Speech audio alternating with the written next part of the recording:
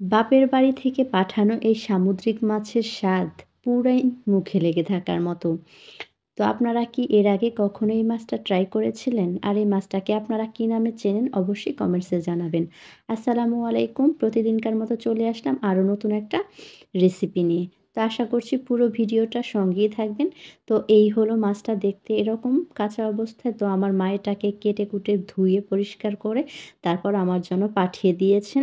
এই মাছটাকে আমরা সামুদ্রিক তারুয়া মাছ নামে চিনি। মাছটা খুবই টেস্টি একটা মাছ। তো ভাবলাম যে রান্নাটা আপনাদের সঙ্গে শেয়ার করি। তো চলে আসলাম রান্নার মূল রেসিপিতে।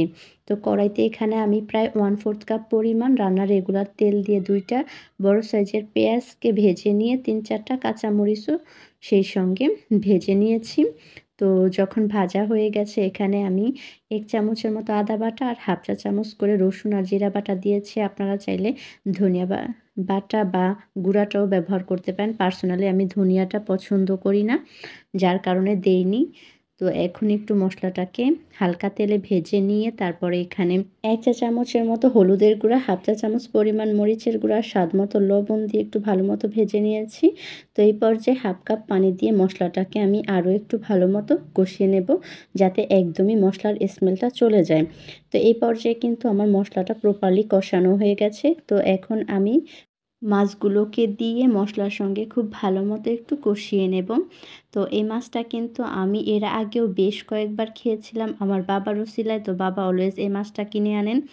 তো খেতে কিন্তু অসম্ভব রকমের মজা। এই মাছটা প্রতিবারই আমরা সবাই ভীষণ মজা করে খেয়েছি। তো আপনারা চাইলে ধুন্দুল, বেগুন, তারপর মানে নরম এ জাতীয় কিছু টমেটো দিয়েও এটা রান্না করলে সেই মজা হয়। এই ধরনের সবজি দিয়ে কিন্তু এটা ইজিলি রান্না করে নিতে পারেন। তো আমি কিন্তু ১ কাপ পরিমাণ পানি দিয়ে মাছগুলোকে বেশ খানিকটা সময় ধরে তারপর সেদ্ধ করে নিয়েছি। আর কিছু, কিছু মাছ থাকে এরকম, আপনি যত বেশি সময় ধরে মাছটা কষাবেন ততই মাছটা খেতে মজার হয়। তো এই মাছটাও কিন্তু অনেকটা সেরকম। তো আমি ১ম বার কষিয়ে নিয়েছিলাম ১ কাপ পানি দিয়ে। তো এই পর্যায়ে আরও ১.৫ কাপ পরিমাণ পানি দিয়ে দিলাম। তো দিয়ে এবার মাছটাকে প্রপারলি রান্না করে নেব। তো একটু সময় ধরেই রান্না করে নেব, যাতে করে মাছটা খুবই মজার হয়। তো এখন আবারও ঢাকনা দিয়ে ঢেকে দিলাম। তো মাছের যখন ঝোলটা একদম অনেকাংশে কমে এসেছে, তো ওই পর্যায়ে এখানে ভাজা জিরার গুঁড়া দিয়ে দিলাম ১ চা চামচের মতো, আর সঙ্গে ৫-৬ টার মতো আস্ত কাঁচামরিচ দিয়ে দিলাম একটু ফ্লেভারের জন্য। তো এখন একটু জিরাটা যাতে সব কিছুর সঙ্গে মিক্সড হয়ে যায়, যার কারণে একটু ঝোলের উপর দিয়ে দিচ্ছি।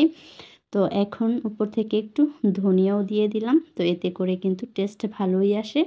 এখন ঢাকনা দিয়ে ঢেকে মিনিটের মতো রান্না করলেই রেডি। ভীষণ মজার ছিল। আজকে এ পর্যন্তই। আল্লাহ হাফেজ।